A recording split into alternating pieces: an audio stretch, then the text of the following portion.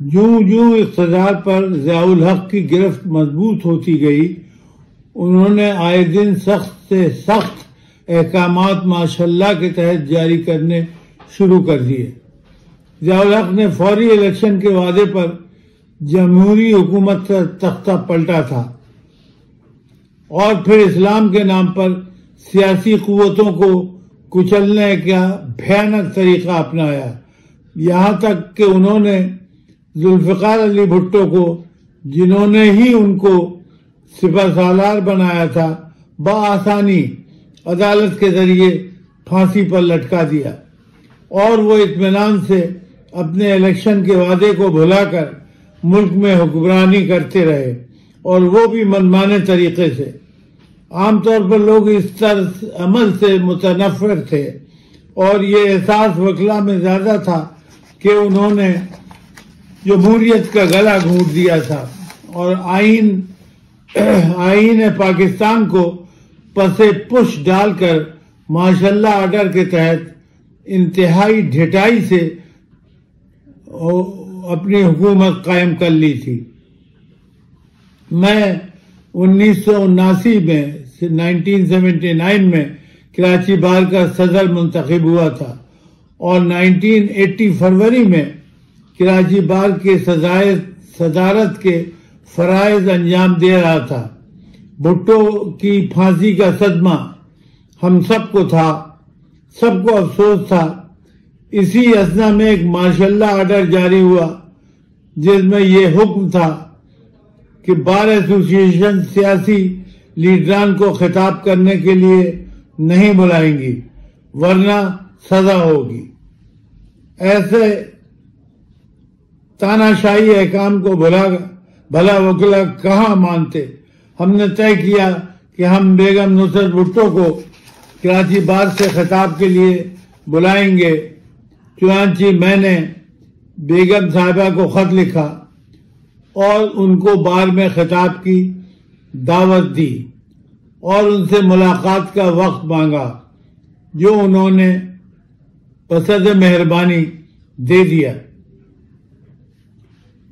میں وقت مقررہ پر میں اپنے 2-3 ساتھیوں کے 70 کلفٹن پہنچ گیا۔ پوری فضا اور ماحول سہما سا تھا۔ بھٹو کا بنگلہ، جس میں پہلے بھی میں جا چکا تھا، اب سنسان تھا۔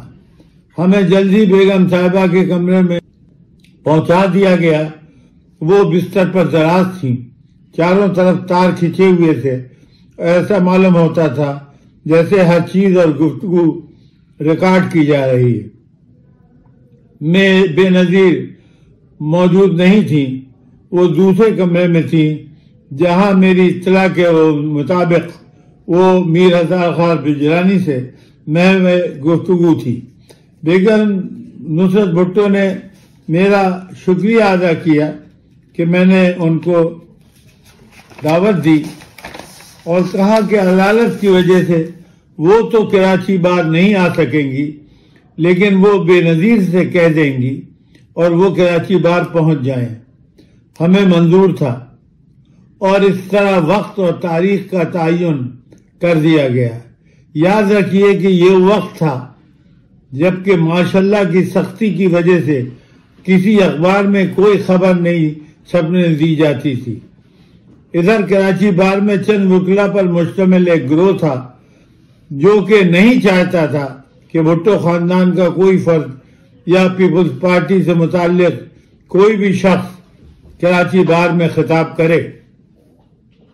یہ چند لوگ ماشاءاللہ کے حامی اور اسلام کے داعی ضیاء الحق کے چہیتے تھے۔ یہ گروہ حالانکہ تھوڑے سے لوگوں پر مشتمل تھا لیکن تشدد پسند تھا اور وہ جلسے میں ہڑبونگ کر سکتے تھے۔ اس لیے کراچی بار میں نے جمہوریت پسند وکلا کا ایک گروہ تیار کر لیا تھا۔ اس میں کچھ پیپلز پارٹی کے جیالے بھی تھے۔ عمومی طور پر سارے وکلا جمہوریت پسند تھے اور آمریت کے پرزور مخالف تھے۔ وہ ملک میں قانون کی حکمرانی چاہتے تھے، نہ کہ ماشاءاللہ کی۔ مقررہ پر بے نظیر صاحبہ تشریف لائیں، ان کے ساتھ ان کی چھوٹی بہن اور کچھ اور لوگ بھی تھے۔ ادھر مجمع میں زبردست جوش و خروش تھا، لوگ بھٹو کی بیٹی کو دیکھنے کے لیے بے چین تھے۔ ان کا بے نظیر کے ساتھ جذباتی لگاؤ دید نہیں تھا۔ آخر کار وہ بھٹو کی بیٹی تھی جس بھٹو کو دردناک طریقے سے مار دیا گیا تھا۔ وکلا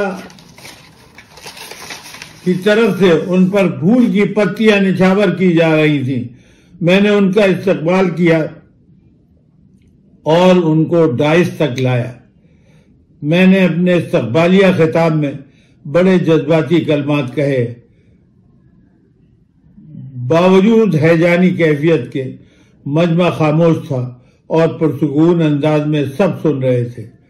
مجمع میں فخر الدین جی ابراہیم قائم علی شاہ کو دیکھ رہا تھا، جو نشست نہ ملنے کی وجہ سے فرش پر بیٹھے تقاریر سن رہے تھے۔ سندھ کے اور بھی قابل ذکر لیڈران موجود تھے۔ مجھے خوشی تھی کہ جلسہ کامیاب رہا تھا اور وہ چند تشدد پسند وکلا اپنے بلوں میں چھپ گئے تھے۔ بے نظیر کی شخصیت کافی امپریسو تھی۔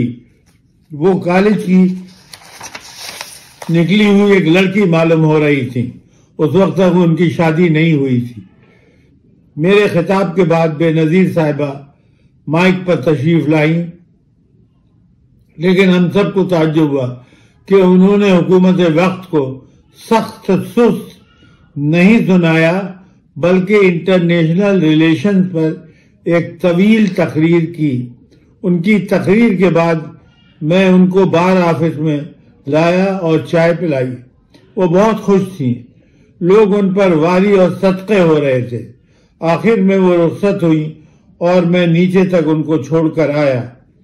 دوسرے دن اخبارات میں کوئی خبر نہ تھی، البتہ نبی بخش تھانے میں میرے خلاف ایک ایف آئی آر درج ہو گئی تاکہ مجھے گرفتار کیا جا سکے۔ حالانکہ مجھے گرفتار نہیں کیا گیا، لیکن ایف آئی آر موجود رہی۔